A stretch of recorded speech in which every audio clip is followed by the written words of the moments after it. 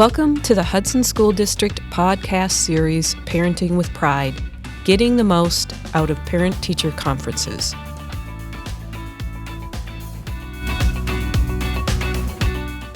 Do you feel like you're listening to an auctioneer rattle off information when you attend your child's conferences?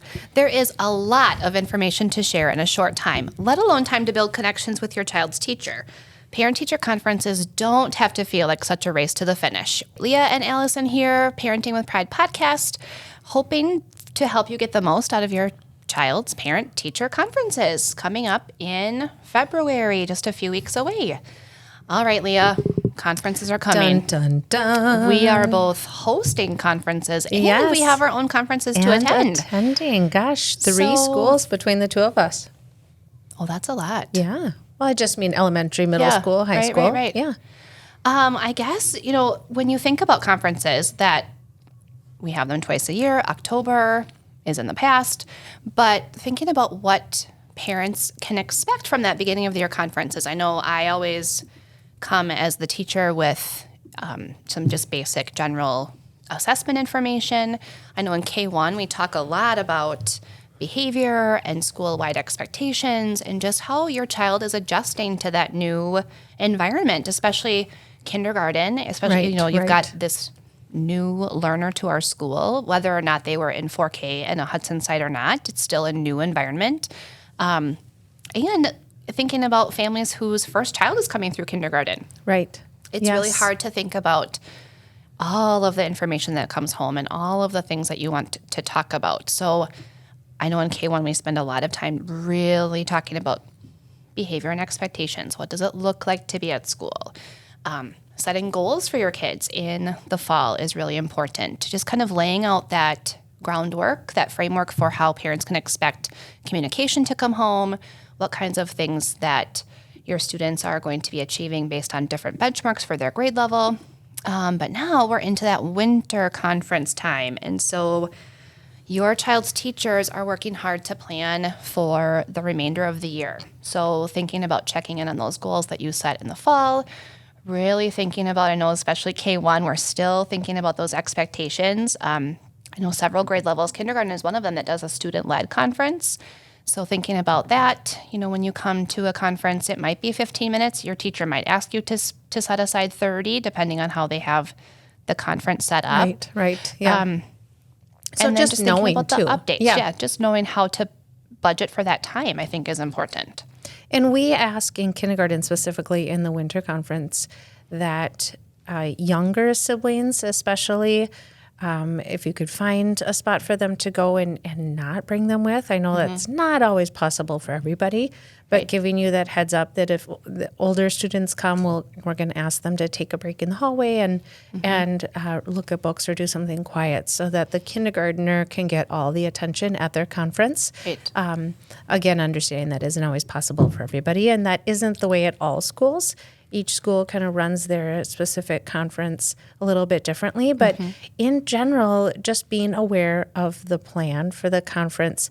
I know some teachers will send out a plan prior, kind of like a little agenda or maybe even a little questionnaire to get some feedback from you.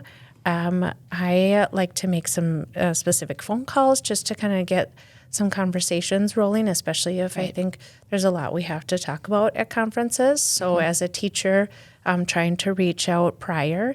But I think basically, our conference, we want to talk about your whole child. So yes, academics are important, but I think all teachers would agree that touching on their learner behavior, their social behavior, and their overall enjoyment at school. What does that look like? What is their mood, their temperament at school? And so kind of touching on all of those things are really important for me as a teacher and as a parent. Right. So I think, this often what I will do is I will just jot down the information that I know as a parent going in, right? So, teacher's name, what time our conference is, and maybe some questions that I have. At the middle school and high school, I wrote down all the different teachers and what time we were seeing them, so I knew our schedule, but then also wrote what subject they taught, so I had an idea. Oh, sure. And I could preview, and you can do this, I can preview their grades. And so then I knew, based on the grades, where they were being successful and where they maybe were struggling. And so that provided my questions. But always with my parenting lens, I go into it, how are they doing? Are they respectful? Are they kind? Right. Are they responsible? Right. And please be honest, Yes, it's okay if they're, I mean, it's not okay if they're not, No, but it's okay I to tell me if they're want not. to I want to know. know. Right. And the grades, I can see that on Skyward, but I can't tell if they're being kind and respectful to all of their teachers and all of the kiddos in their classes and in their pods, and being responsible as far as their own work is obviously kind of shown on Skyward. I can see what assignments they're turning in and not, but are they, being responsible for their own belongings and their own day? Yeah. Right. So that's how I prepare as a parent. And just to expect that teachers are going to want to cover all the pieces of your child. And so just to be maybe really present, because those 15 minutes are going to go really fast. So, can you not bring in other siblings, or can you plan so that you're there on time and ready to go and ready to listen and be a part of it? Yeah. And I think us as teachers, we love questions. I'll start with that. Is there anything you're wondering before we get started? I'm going to cover a lot, so I may answer it, but I want to be sure that I hear from you, because, they're wondering. They don't get to be with them every day like we do. Right. I also think too, like, if time runs out, I mean, we talked about that, 15 minutes it goes by so fast. And I do sometimes finish my spiel of information, and then I stop and think, oh my gosh, how much of that information has gone in one ear and out the other, only because it's coming at you so fast. Yes. And I think I only have experience at elementary school with my boys right now for conferences, but all of the teachers that we've had have done a really good job of thoughtfully giving that information, and then making sure that my husband and I understand what's expected of our boys. I mean, I teach first grade. I've taught first grade for a long time. So now that the running joke is that I've aged out of parenting, because I've got 2 fourth graders, and the things that they're doing in math, I'm like, holy cats. Right. Just listening to them talk about things, I'm just Doesn't get blown. better. I know, Yeah. right. So I think understanding too that time goes by really fast, but if time runs out, it's okay to ask for a follow-up. We don't want you leaving our classroom, with a lot of questions, or feeling like you haven't been heard, or feeling like you are missing something. We get a lot of handouts to give you, and a lot of it's like, I'll say, oh, this is really small print. You can read this at home. And it's easy for me as the teacher who's done this for a long, long time to say, this is easy to understand. But if it's not, please stop us and ask. Like, we're all we want you to leave feeling connected to your child's education, feeling connected to your school, to your child's teacher.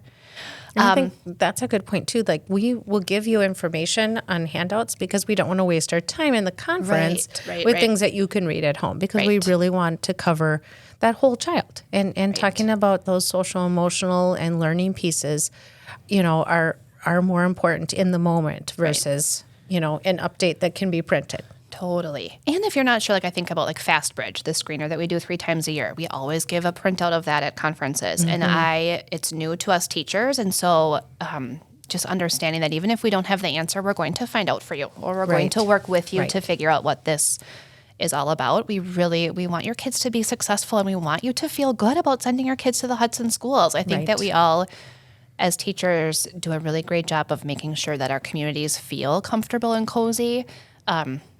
And that I don't want to be spitting information at you for 15 minutes. So really, if you've got those questions, maybe have a little family meeting before the conference and think about, what's something that's going well at school from your child's perspective. And then from your perspective, and kind of marry that into a conversation with the teacher.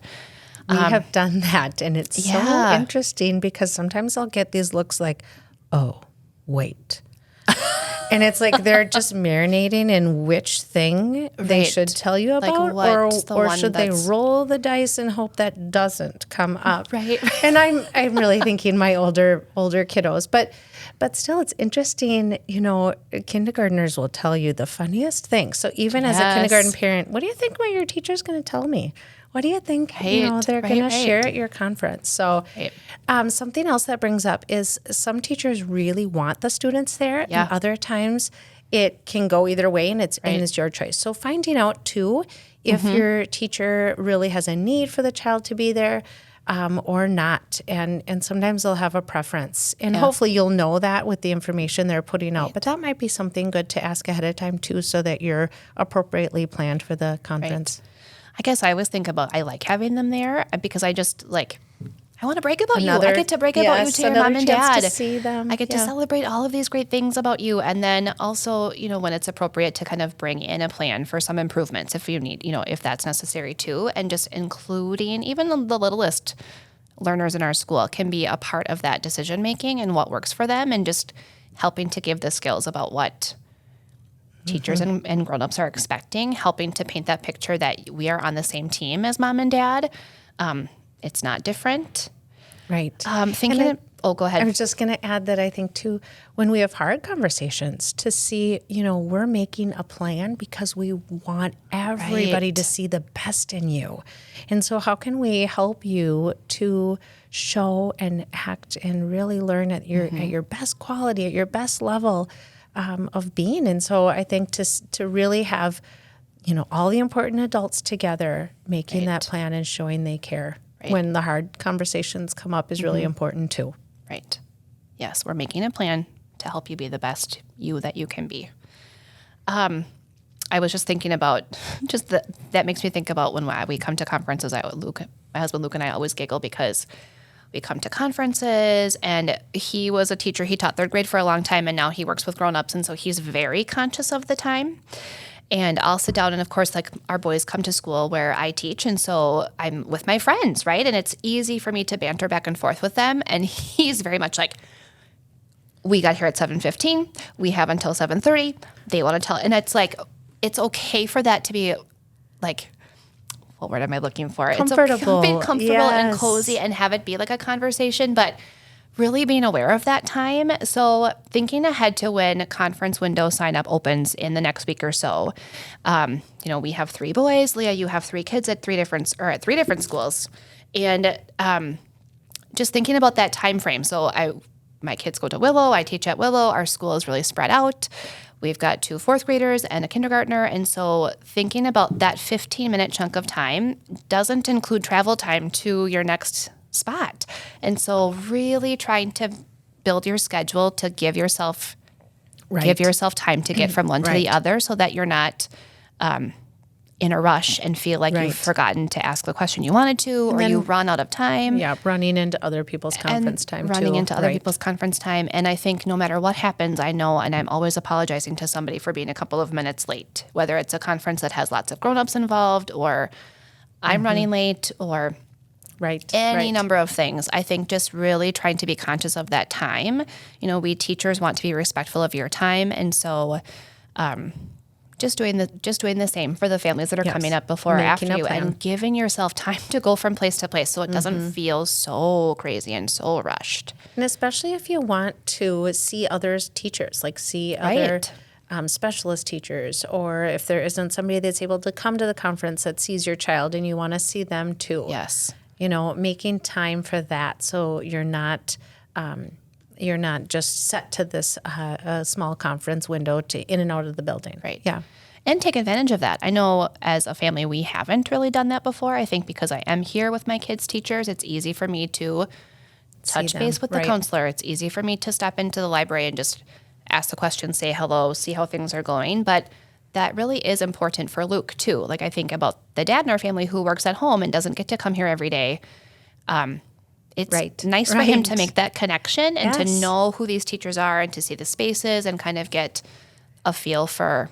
And some of those teachers see them 3 times a week, and really know them really well. Yeah, and especially if your kiddo is one that maybe the classroom isn't their best learning environment, maybe the gymnasium and that physical education teacher is really seeing them at their peak, or that music teacher is really seeing them at their peak, and that's their strong suit. I think every kiddo is different, and especially if things are hardish in one environment, to see a teacher that really has raving things to say and can paint your child in a true, really authentic, positive light. It's a great spot to see. Right. I have that firsthand, so I think it's great to see all those specialist teachers because they really do know your kiddos. Right. And they will have, it's just another way to fill their tank, right? Fill the bucket. Especially if you're having a hard conversation in one spot, to know that it's not hard all the time is really great. I think that's so important. Yeah.